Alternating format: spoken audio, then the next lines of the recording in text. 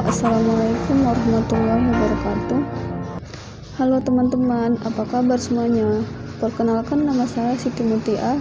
Saya dari Prodi Pendidikan Agama Islam. Di sini saya akan menjelaskan sedikit materi yang insya Allah bermanfaat untuk kita semua. Sebelumnya, untuk kemajuan tema ini, saya ingin meminta kepada Anda sekalian untuk mengkritisi saya dan memberikan saran yang tepat untuk saya.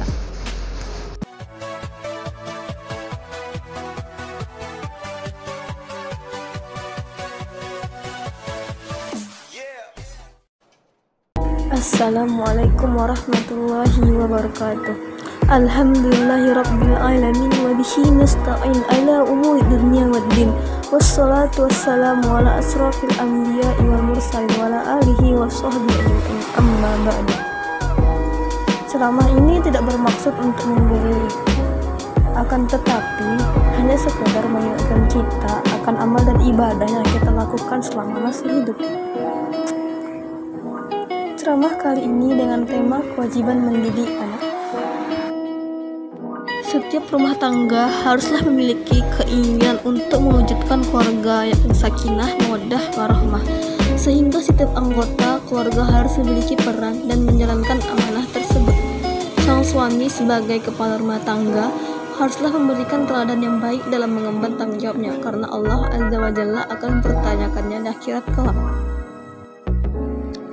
Sebagaimana sabda Rasulullah SAW, kullukum ra'i wa kullukum mas'ulu ar-ra'iyati wal amiru ra'i ar-rajulu ra'i ala ahli baitih wal mar'atu ra'itu ala baiti zawjiha wa waladihi kullukum ra'in wa kullukum mas'ulu ar-ra'iyatihi, yang sekira-kira artinya kamu sekalian adalah pemimpin dan kamu sekalian bertanggung jawab atas orang yang dipimpinnya.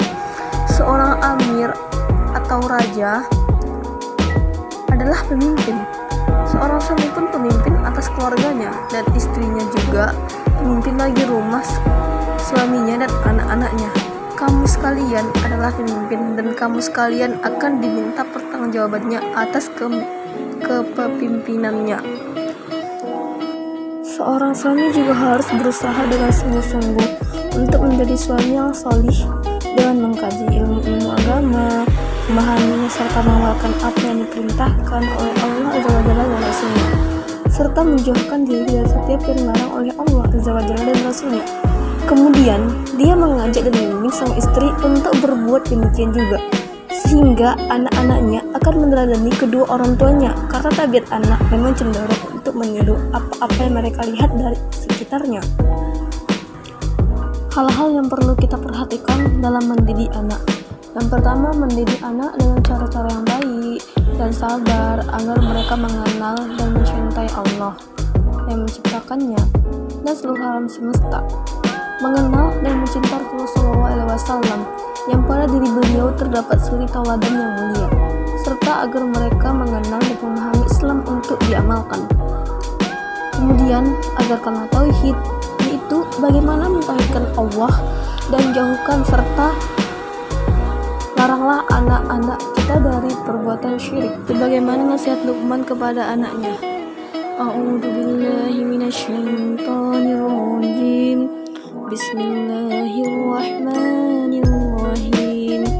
Wa idza qala Luqmanu libnihi wa huwa ya'iduhu ya bunayya la tusyrik billah innasyirka ladulmun adim, yang sekira-kira artinya, dan ingatlah ketika Luqman berkata kepada anaknya ketika ia memberi pelajaran kepada anaknya, wahai anakku, janganlah engkau mempersekutukan Allah, sesungguhnya mempersekutukan Allah adalah benar-benar kezaliman yang besar.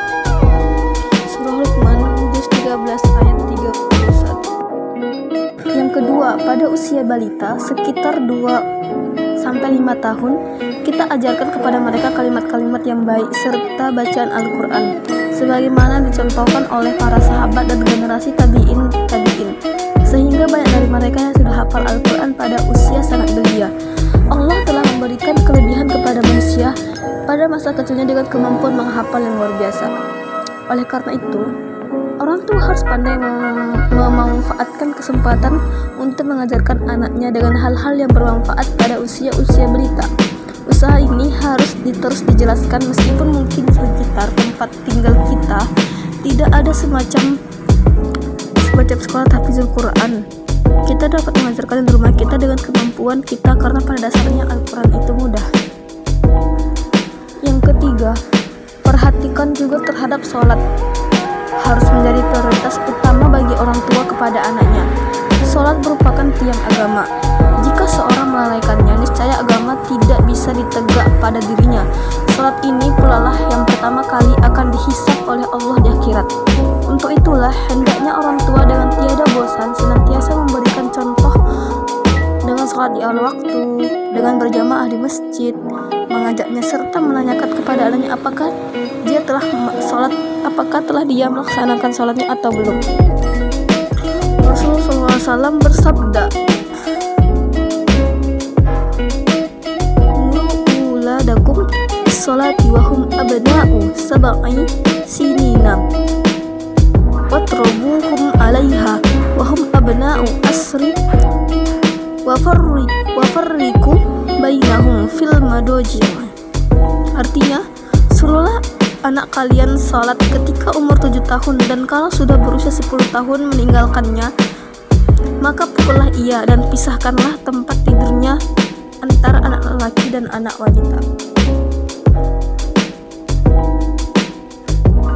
Mengajak istri dan anak kita untuk melaksanakan sholat di waktu merupakan salah satu perintah dari Rasulullah SAW. Allah Azza wa Jalla memerintahkan kita untuk tetap sabar dalam menunaikan kewajiban ini, termasuk sabar dalam mengingatkan istri dan anak kita untuk tetap menegakkannya. Jika anak kita sudah berumur 10 tahun, hendaknya sang ayah mengajaknya untuk menunaikan kewajiban sholat dengan berjamaah di waktu di masjid. Ini merupakan pendidikan praktis yang sangat bermanfaat karena dalam benak si anak akan tertanam kebiasaan dan perhatian yang mendalam tentang kewajiban yang sangat mulia ini. Terdapat banyak sekali hikmah dan manfaat yang terkandung di dalamnya. Seseorang yang lalai dalam sholatnya, maka ia akan mengikuti hawa nafsunya sebagai firman Allah SWT. Bismillahirrahmanirrahim. Fahalafa min ba'dihim khalfun ada'us sholata wattaba'us sahawati fasawfa yalqaun. Yang kira-kira artinya, kemudian datanglah setelah mereka pengganti yang mengabaikan sholat dan mengikuti keinginannya, maka mereka kelak akan tersesat. Surah Maryam 9 ayat 59. Bentuk menyanyiakan sholat diantaranya adalah melalaikan kewajiban sholat, menyanyiakan waktu sholat dengan tidak melaksanakan dalam waktu, yang dengan sebab itu mereka akan menemui kesesatan, kerugian, dan keburukan. 4. Perhatian orang tua kepada anaknya juga dalam hal akhlak. Anak harus diajarkan akhlak yang mulia, jujur, berkata baik dan benar, berlaku baik kepada keluarga, saudara, tetangga, juga menyayangi yang lebih kecil serta menghormati yang lebih tua. Dan harus menjadi penekanan utama adalah akhlak berbakti kepada orang tua. Durhaka kepada orang tua termasuk dosa besar yang paling besar setelah syirik, menyekutukan Allah. Orang tua haruslah memberikan teladan kepada anaknya dengan cara dia pun berbakti kepada orang tuanya dan akhlak mulia. Kita perhatikan juga tentang pergaulan si anak, karena sangat bisa terjadi pengaruh jelek temannya itu akan berimbas kepada perilaku dan akhlak anak kita. Sebagaimana yang disampaikan oleh Rasulullah SAW, "Ar-rajulu ala dini khalilihi falyanzur ahadukum man yukhalilu." Seseorang bergantung pada agama temannya, maka hendaknya ia melihat dengan siapa dia berteman. Apalagi kita mengetahui bahwa sesuatu yang jelek akan mudah sekali mempengaruhi hal yang baik. Namun tidak sebaliknya, terlebih dalam pergaulan muda-mudi seperti zaman sekarang ini, cenderung melanggar batas-batas etika seorang muslim. Mereka saling berhalwat, berduaan antara lawan jenis, sehingga bisikan setan mudah sekali menjerumuskan dirinya ke jurang penistaan. Atau pengaruh obat-obat yang terlarang dalam menjadikan dirinya bergantung dan merasa ketagihan terhadap obat-obat penenang yang diharamkan oleh Allah. Penyalahgunaan narkotika atau obat-obatan seperti narkoba menyebabkan generasi muda kaum muslimin telah banyak menjerumuskan mereka kepada kehinaan dan kesengsaraan. Usaha yang telah kita curahkan beberapa tahun bisa saja menjadi sia-sia hanya karena anak kita salah memilih teman bermain atau teman di sekolahnya. Untuk itu haruslah diperhatikan akhlak teman anak kita. Apakah temannya itu memiliki pemahaman agama yang baik? Apakah sholatnya baik? Apakah dia senantiasa menasihati, telah menolong dalam kebajikan? Berdoa kepada Allah Azza wa Jalla pada waktu-waktu yang mustajab.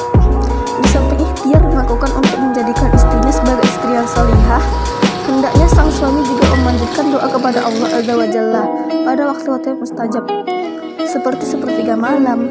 Yang terakhir, agar keluarganya dijadikan keluarga yang sakinah mawaddah warahmah, agar dia, istrinya, dan anak-anaknya dijadikan orang-orang yang salih dan salihah, seperti doa yang tercantum di dalam Al-Quran. Rabbana hab lana min azwajina wa zurriyyatina qurrata a'yun waj'alna lil muttaqina imama. Ya Rabb, kami anugerahkanlah kepada kami pasangan kami dan keturunan kami sebagaimana penenang hati kami, dan jadikanlah kami pemimpin bagi orang-orang yang bertakwa. Quran Surah Al-Furqan 25 ayat 74. Paling tidak, seorang suami hendaknya bisa menjadi teladan dalam keluarganya, dihormati oleh sang istri dan anak-anaknya.